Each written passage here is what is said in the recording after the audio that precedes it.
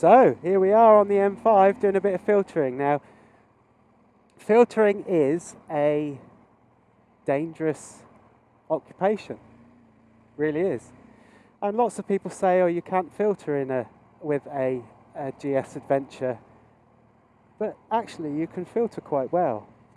If you think about the boxes literally aren't any wider than the handlebars.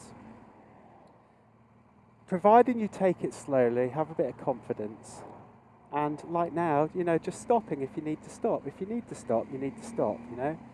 It's just one of those things. And, you know, people might not like the look of putting both their feet down just to steady themselves, but do you know what? You can be an advanced rider and still use both feet on the floor.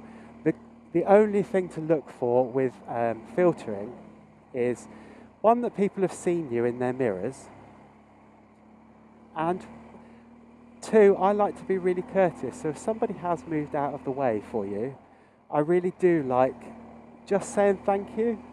Now, the disadvantage to doing this sort of thing, I never go very fast.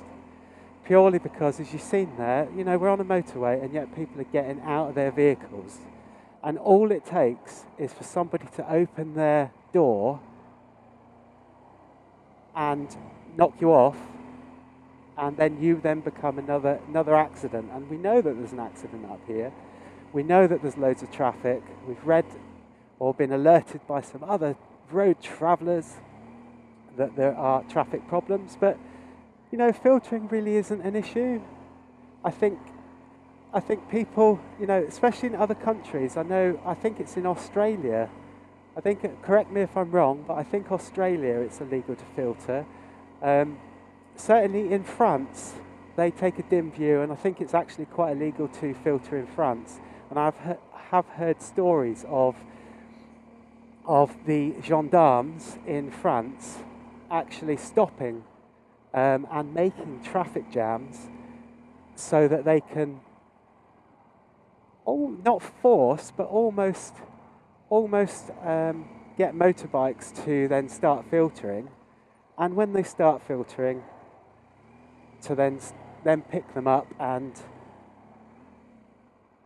give them tickets. Which, it's not cricket, as they would say in England. It's not cricket. But you know, there is nothing wrong with filtering in the UK. And it does amaze me when you are filtering, the amount of people, and it tends very much to be people in 4x4 vehicles that will move their vehicle in such a way and in such an aggressive way, I guess, to kind of move into your way. Well, I can't get through, so why should you be able to get through? Well, actually, I can get through because I'm a tiny little bike and you're a massive car. That's the reason I can get through. And it comes down to what we were talking about earlier, really. Just about common courtesy to the other road user. You know, now, what we were just saying about a 4x4 vehicle that is in the way. Now, in England, people just don't seem to give a shit about anybody else. I know that's a sweeping statement. However, if you go abroad and you're riding across in Germany and places like that, if you're in Germany, if there's a massive traffic jam like this, people will actually part ways, and you'll see people in the outside lane moving even further into the outside lane so that you can get round. Oh, filtering, what a pain. But it is quite enjoyable, you know. Motorbikes are very often, people very often say motorbikes are a pain, you know, the way that they ride, and, you know, some bikers are, but the good thing about filtering is, providing you take things really steady, that you're courteous to people, that you just take it easy, you know, take it easy, take it steady, plan what you're doing, plan when you're going to have to stop. You know, there shouldn't be a problem.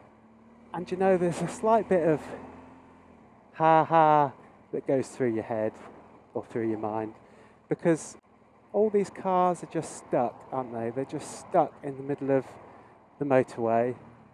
Whereas, even though it's impeded our journey somewhat because we've had to go quite a lot slower,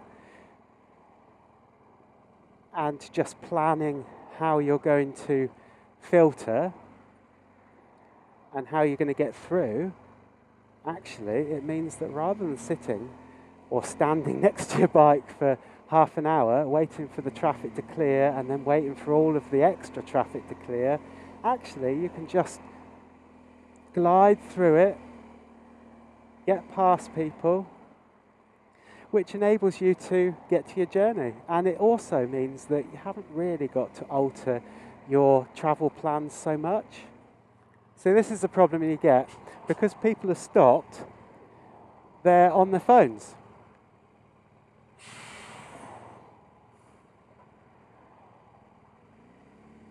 He sat on his phone, look.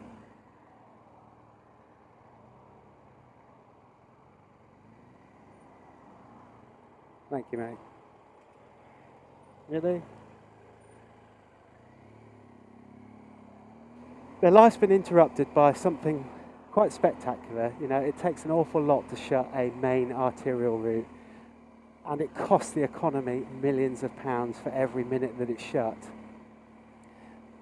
But people aren't concerned about the people that might be injured, what might be going on up ahead. All they're concerned about is the fact that their life's been inconvenienced for half an hour. Actually, if that's all you've got to worry about, it's a pretty good life, isn't it? Because you might actually be one of those people that is injured. Far more to worry about then. So now the other side of the road is actually moving. And apparently there was 2 accidents, so it might actually be that things are starting to clear now.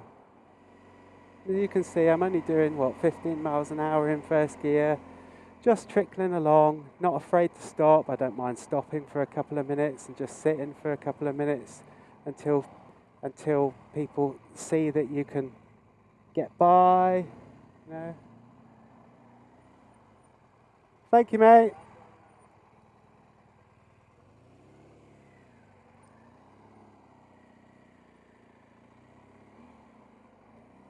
And you get nice people like that actually do look in their mirrors. And that's what you've got to look at. You know, I've got a big space here to the left now, and I've got to be really, really content that the people on the outside lane aren't going to just suddenly move across, because people won't use their indicators. They're not expecting a motorbike to come up between the middle and be filtering. But, you know, like this BMW, he's got his wheels turned, not even looking at the road, he's on his phone like most of these people. You've just got to be really aware of your surroundings, you know, using little things that are there for you, you know, where the car's parked, whether it's turned on, whether you can see the exhaust fumes because it's cold outside. That's what I'm trying to say. Having a look and just scanning, just making sure that nothing's out of the ordinary with people's movements within the cars, seeing whether their heads are moving, whether their wheels are turning, but also using things like the wing mirrors. Wing mirrors are a fantastic tool, not only to be able to see behind you, and obviously a lot of these cars don't put wing mirrors to any use at all. I always go slow between 2 really expensive cars like that, because you just never know, do you? But wing mirrors are really good for you as a biker to see what's happening, because if you can see movement in the wing mirror from the driver, and that they're moving quite a bit, and they look as though they're going to be getting out of their car, they probably are going to be getting out of their car. So it wouldn't hurt this woman to move a little bit, would it?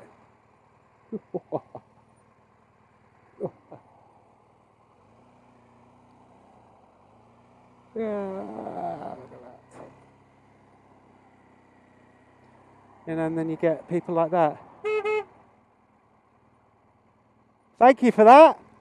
It's great. Thank you. Do you see what I mean?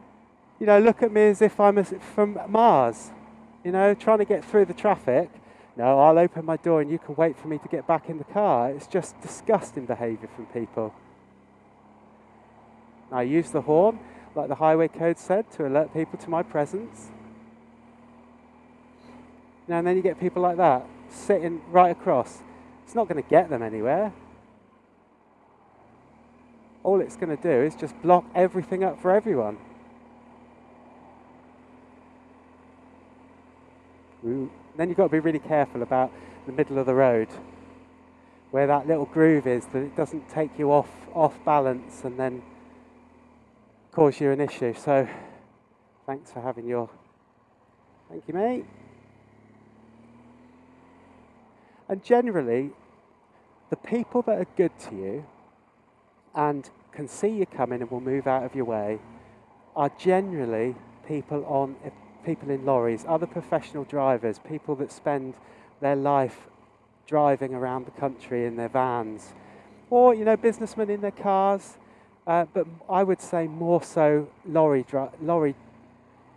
drivers, taxi drivers, emergency service personnel, that sort of thing. Because they're professional drivers and they're on the road all the time, they're not thinking, this is me, you know, this isn't fair. Thank you. You see, and you know, people like this that are just in the way. Can you just move that way a little bit? Is she going to? Is she not? I don't know. Thanks very much. Thank you. I'm gonna have to really stop swearing. Let's turn those off. Heated grips are...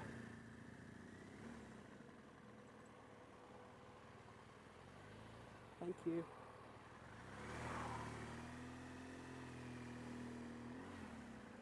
Thank you very much.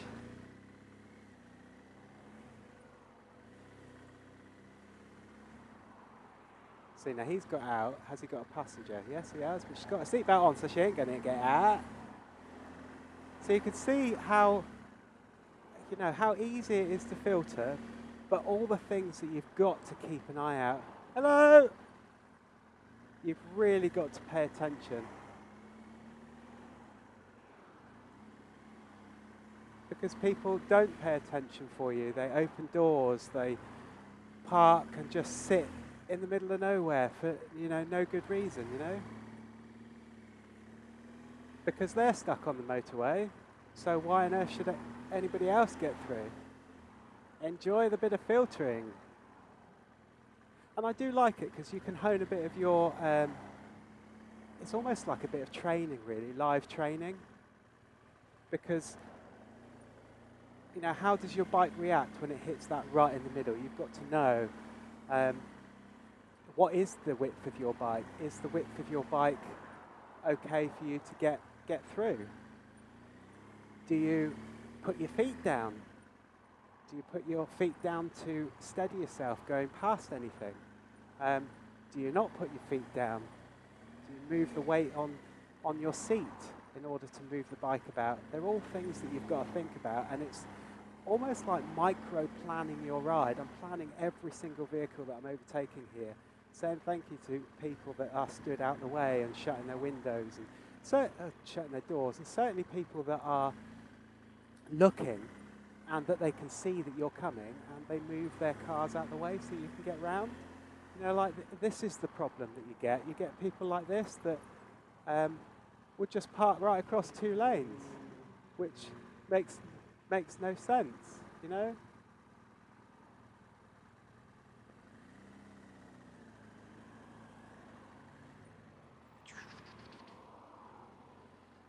Da da da da, ba ba ba ba ba, ba ba ba ba ba, ba da ba ba ba, ba da ba ba ba ba ba, ba ba ba. If you are doing extreme amounts of filtering because of an accident or because of massive tailbacks, listen to your body as well. Now, we all know how much it concentration and how tired you can feel after a ride on your bike because of all the forward planning and all of that good stuff. Now this is micro forward planning. You are forward planning for everything, so you need to kind of make sure that you are planning and you are recognising that when your body is just getting a bit fatigued, what's the problem with just pulling over and just spending 5 minutes just stood there, or giving the bike a bit of a rest. Been in first gear for what seems like 5-10 miles. It's always good to be able to keep a good look behind you as well. Every now and then, you shouldn't be expecting anybody else, but the police will use the hard shoulder. That's not an issue. They'll use the hard shoulder to get around. Especially in extreme circumstances like this, but you might see that there are other bikes that are thinner than you coming up behind you, and it's always good just to perhaps get out of the way. We always like looking after each other, especially bikers, and if there is bikes behind, then why not give them a bit of space. See, all those cars are sat there and we're well on our way now. So anyway, if you've liked the video, give it a massive thumbs up. It always helps us a ton. Don't forget to hit that subscribe button, and we will see you in the next video.